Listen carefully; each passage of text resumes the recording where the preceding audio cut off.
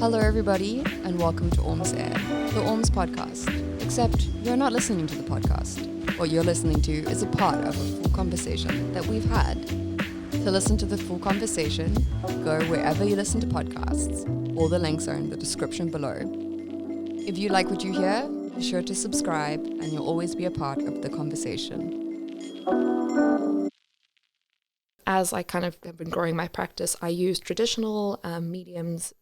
This is like specifically fine art. I use traditional mediums, but in an experimental way. Okay. So one of my like signature styles, if you can call it that. I feel like it's a bit early in my career to see like signature style, but Signature style, yes. Signature style.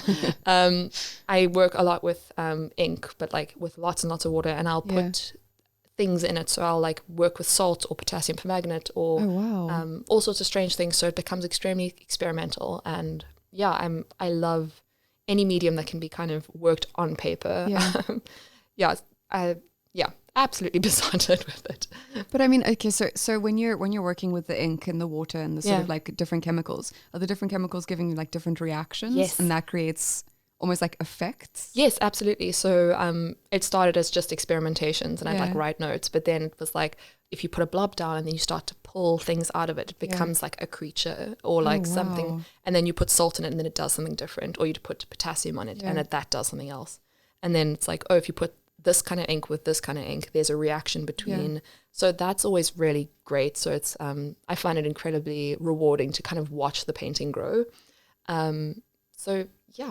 It's again like magic. Yeah, it is like magic. It's a bit like a conjuring or alchemy. It's great. Yeah.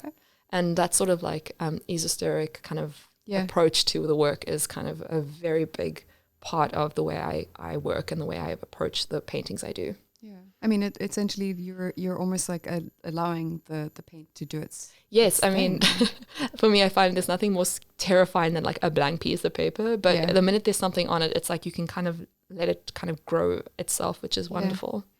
Find its own little path. Yes, exactly. And sometimes things just, sometimes you have to like really work to make something happen. And then sometimes you just like put something on the page and like, oh my goodness, this works. It's amazing. Yeah. So it's always a fine balance. You never quite know the creative process the day is going to take.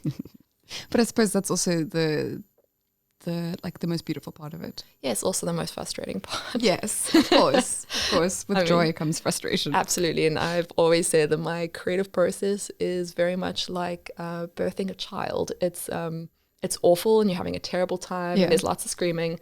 But at the end, you're like, this is so magical. I made this. I don't know how, but I made it.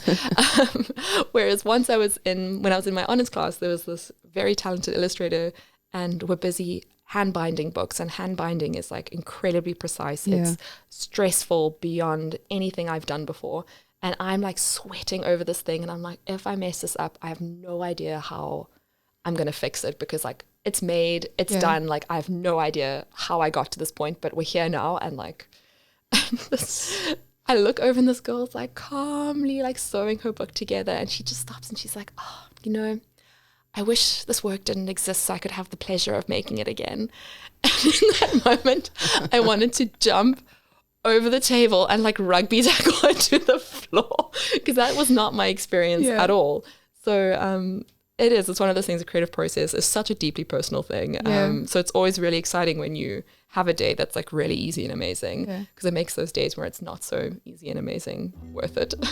No, of course.